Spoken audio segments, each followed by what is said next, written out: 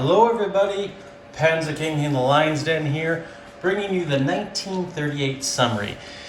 And as you can see in the front of your screen, it looks like the Japanese are the new masters of the seas. And that is what it looks like. The British, they have 3 old Revenge class battleships and a battle cruiser called the Hood, but the Japanese have the Akagi, the Kaga, Yamashiro, Nagato, and battlecruiser Kongo, along with 2 light carriers and a whole lot of support vessels. Definitely a threat to menace the Americans, the British, the French, and anybody else who may want to get in their way. So, that being said, guys, we're going to do a quick review of what's happened over the last few turns. The British have decided to exit the Mediterranean, as you can see, and now Force H and Force Z are just off the coast of Gibraltar there, with some French ships and some Republican ships. But the U-boat menace scourge is in the Atlantic with U-571, U-99, and U-47 in the Mediterranean. In the north, we have a few more U-boats and a coastal U-boat. Definitely going to cause problems for convoy lines once they go to war. But the Italians, they may or may not enter, but they are in a good position to strike convoys in the west of Africa and the east of Africa. And of course, the British fleet, very strong fleet, just like the Americans on the west coast or the east coast. They do still have the balance of power together if they're united. But right now the Americans are still isolationists. But nonetheless, at the end of 38, the Japanese decided to make a bold move for resources. And they brought down their entire naval fleet and took Sumatra, Borneo, the Celebes, and the Dutch New Guinea territories. They still have more to conquer, and we'll probably clean that up next turn. And should have no problem, but we will knock on wood because I've been down this path before. But the most exciting thing of this game so far is what's happening in China. Look what's happening in China. I've never seen so much red and green intermingled. This might be a good thing. This might be a bad thing for Japan. It's hard to say. It really is hard to say. I've never seen this before, and curiously, Japan wants to look and see from a distance what might happen, because if the communists and the KMT can whittle their forces, or even just build up their forces, at the end of the game, a major conflict's going to have to ensue, because it's all worth victory points for the Comintern and, of course, the Allied side. So right now, this is just a giant experiment for the Japanese. And we will have to see what unfolds. But right now, the Chinese, let's just call them red and green. The red Chinese can head north and take back their ancestral homelands in Manchuria. The KMT is looking on to holding on to what they have. But with Russia and China at their doorstep, who knows what's going to happen. The Far East Command is beefing up Singapore like no tomorrow.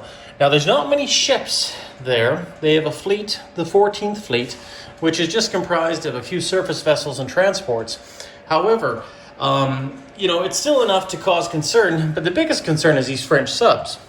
Now, if the war goes well in the next few turns, if Germany decides to attack France, most of these subs, if they roll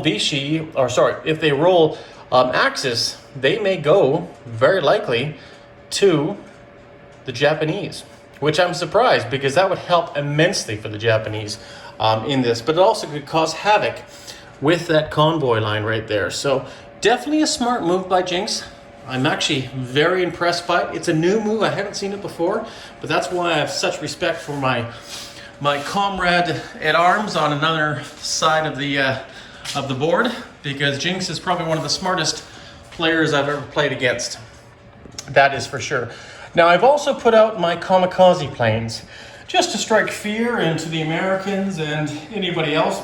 Now, obviously, these are not planes that I can use until a certain time, and I could be wrong. It could be 1942, perhaps later, that these kamikazes, only 2 per turn, or perhaps 2 per calendar year. I have to look at the rules. But nonetheless, it's nice just to have them there to remind me that I can use them if the home island is challenged. And of course, not much has happened here in the West Coast. We still have the two South Dakota class battleships protecting the East Coast, or so the West Coast. But the Americans can't do much right now as far as moving around. Their income is up to $20, so I believe they can close the Panama Canal and a few other things if that's what they choose to do. But yeah, and if we look at the Russians ironically have not had the hugest income. You can see they've slowly been building up stuff, but most of it's been going to the Spanish Civil War, and we'll get to that in a second. But the big story, once again, is the CCP. They have a bigger income than the Russians by quite a huge margin. Russians have, or the USSR has 8, CCP has 12. One away from a major power. Fascinating, never seen it before.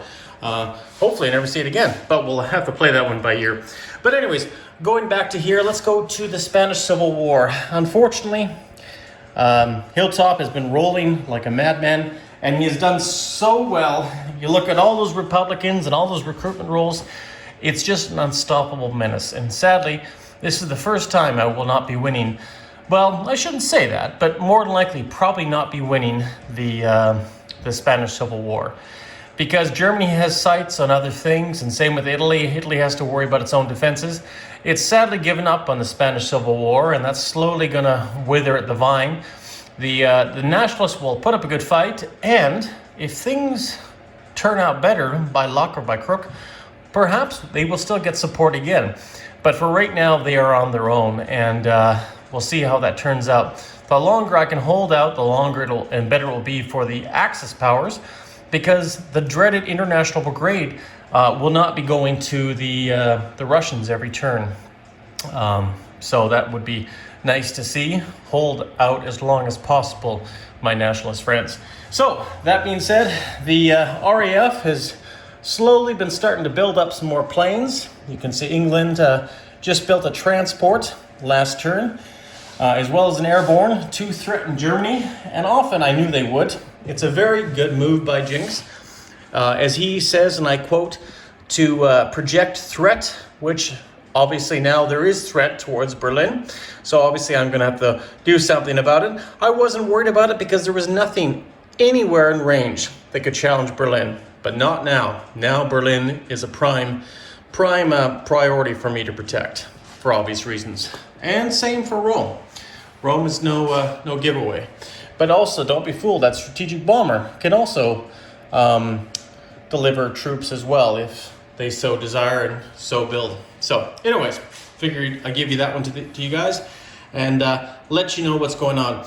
The German Reich is slowly building its power, and one step at a time. They have taken Austria, they've taken all of Czechoslovakia and annexed it to the Reich, and now the factories of the Reich are slowly producing the mechanisms of war to help endure the longevity of this empire. Poland is obviously on its sights. The Danzig corridor and the free city of Danzig is an abomination to the Germans, and they definitely will want to try to bring that back. And we'll see what our Russian friends want to do down the road. Maybe they might help us in this glorious freedom. Because let's face it, a lot of this is ancient Russian territory and German territory. So, that being said, we will see how that develops. So, I think that's probably the best overview for now. Once we get into 1940, there's going to be more upgrades on the board for a lot of neutral nations. And we'll see how that develops. But these are the facts right now. Germany has done okay at home building units. Yeah, I think it's done very well producing at least 6 submarines into the Atlantic and the Mediterranean to challenge the naval convoys that are going to be between North America and Britain. But also at home, they've done well to keep the morale after how do I say this? The unfortunate turn of events in Spain for both the Germans and the Italians. Nonetheless, it's still not all bad. The lucky thing that Italy has on its go is not only did they win the Abyssinian War and take Abyssinia for the Italian Empire, for the new Roman Empire, they were also very fortunate to annex Albania. And now that's been brought into the Italian Empire. So it's a fragile empire right now. However, the Italians will not be outdone. They have recently finished off the Cavour to link up with Julius Caesare.